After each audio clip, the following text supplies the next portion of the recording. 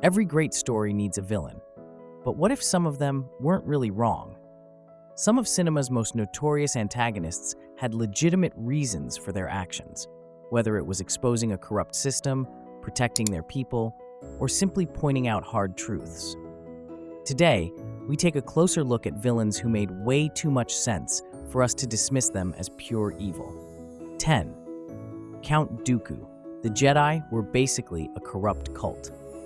Count Dooku is a powerful fallen Jedi who rebelled against the Order after the death of his former apprentice, Qui-Gon Jinn. Dooku eventually joined forces with Darth Sidious and helped him bring about the downfall of the Jedi Order by orchestrating the onset of the Clone Wars. Although as a Sith, Count Dooku did many terrible things, the ultimate reason for his rebellion against the Jedi was right. Dooku was correct in his belief that the Jedi had lost their way, even if his way of dealing with it was wrong. Tales of the Jedi underscores this fact, tracing the events of Dooku's fall in a way that makes it almost impossible to disagree with his opinions on the Jedi just prior to their fall. 9. Chef Skinner. Rats in the kitchen are still gross. Chef Skinner is the head chef of Gusteau's high-end French restaurant in the film Ratatouille. Throughout the film, Skinner tries to foil Alfredo Linguini, believing that there is something suspicious about his sudden cooking skills.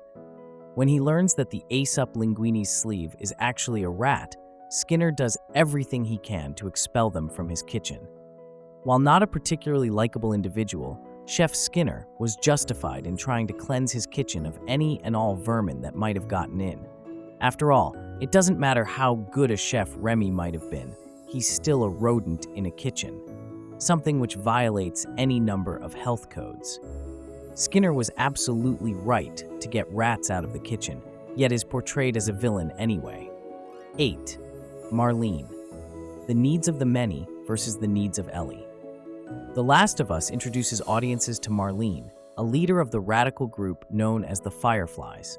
In the first season of the series, Marlene employs Joel to take a young girl named Ellie to a secret Firefly base, where they can use her blood to find a cure for the zombie virus that destroyed the world. The major reveal of The Last of Us is that Marlene's plan involves killing Ellie in order to find the cure, prompting Joel to massacre the Fireflies and save Ellie, killing Marlene in the process. While Ellie's death would have been a tragedy, Marlene would have very likely been able to save the world through this one sacrifice, thereby ending the apocalypse and keeping countless other people alive in the process. 7. Agatha Harkness. Wanda was already unhinged. WandaVision introduces Catherine Hahn's Agatha Harkness, a centuries-old witch who is infatuated with the cosmically powered Scarlet Witch. Recognizing that Wanda Maximoff was capable of such terrible things as destroying the entire multiverse, Agatha sought to siphon the Scarlet Witch's power for herself. In the end, she is defeated and has her memories erased by the very hero she sought to destroy. While Agatha may have had selfish motivations, she was ultimately right about the danger that the Scarlet Witch posed to the multiverse. During the events of Doctor Strange in the Multiverse of Madness, Wanda Maximoff goes on a violent rampage that nearly ends in the utter destruction of the entire multiverse.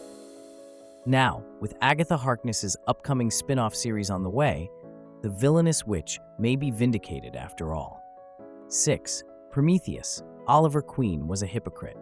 Prometheus is the main villain of Arrow's 5th season, who has a personal vendetta against Oliver Queen, aka the Green Arrow.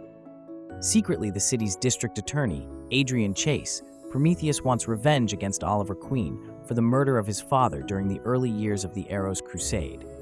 Prometheus was a cold-blooded killer, but so was Oliver Queen in his early days.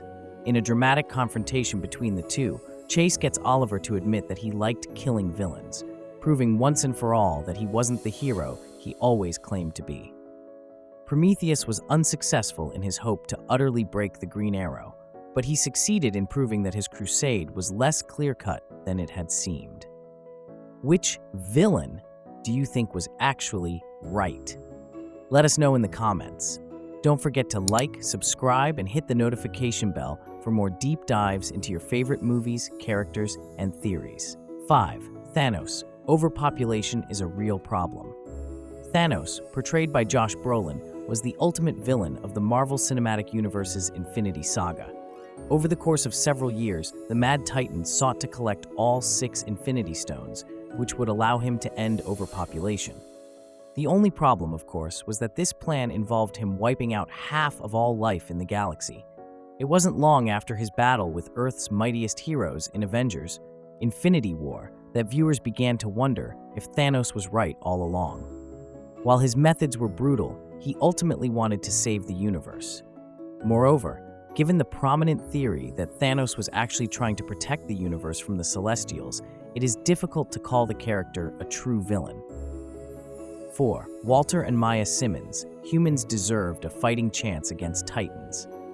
While Godzilla vs. Kong focuses on the battle between the 2 eponymous Titans, the film also introduces 2 human villains in Walter and Maya Simmons. The father-daughter duo conspires to build their own mechanical Titan, Mechagodzilla, which would serve as mankind's protector against the ever-growing threat of Titans like Godzilla and King Kong. Godzilla is an overpowered Titan capable of leveling every city in the world. Since his debut, the King of the Monsters and his fellow Titans have caused unparalleled destruction, leaving humans defenseless against such large foes. With more and more Titans appearing, humans having their own Mechagodzilla is actually a pretty good idea. 3. Starro just wanted to float in peace. The Suicide Squad follows the eponymous team of reformed villains and antiheroes as they infiltrate the island nation of Corto Maltese on a secret mission that even they don't fully understand. Eventually, it is revealed that Starro, an alien being with the power to control minds, is being held captive there. When released, Starro goes on a bloody rampage that ends in his own death. While Starro left unparalleled destruction in his wake, he is actually the victim of the Suicide Squad. The alien never asked to be captured and held captive on Earth, nor did he ever pose a threat to the planet prior to his incarceration. Instead, he was plucked from his joyful life of floating through space and looking at the stars, forced to endure inhumane experiments, and eventually killed. 2. Darth Maul almost stopped Emperor Palpatine. Darth Maul has always been perceived as a villain following his debut in Star Wars Episode I, The Phantom Menace. However, the 7th season of Star Wars The Clone Wars muddied the waters of the character's morality as he manipulated events in order to gain an audience with the former Jedi Ahsoka Tano.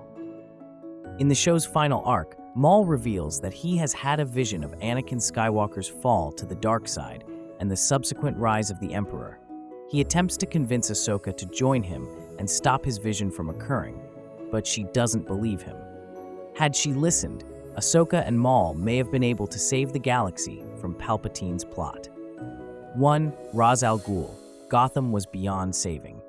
Ra's al Ghul is another case of a villain with a good point but terrible methods. Being the leader of the League of Shadows, Ra's goal is to restore peace to places where there is none. One of these many such places happens to be Gotham City. He plans on doing so by releasing a toxin into the air, which will purge the city of most human life. Then, the city can rebuild from the rubble and become a beacon of hope and harmony. His reason for doing so is simple. Gotham is a cesspool of crime, chaos, and corruption, and Ra's feels it is irredeemable. Though he is inevitably stopped by Batman, he ends up being right. In the following sequels, Gotham becomes subject to crime waves even worse than the one seen in Batman Begins, and many more innocents die in the wake of the destruction. Maybe Gotham really is irredeemable. That point by the antagonist is at least right, though his methods are certainly deplorable. And there you have it, 10 villains who weren't totally wrong.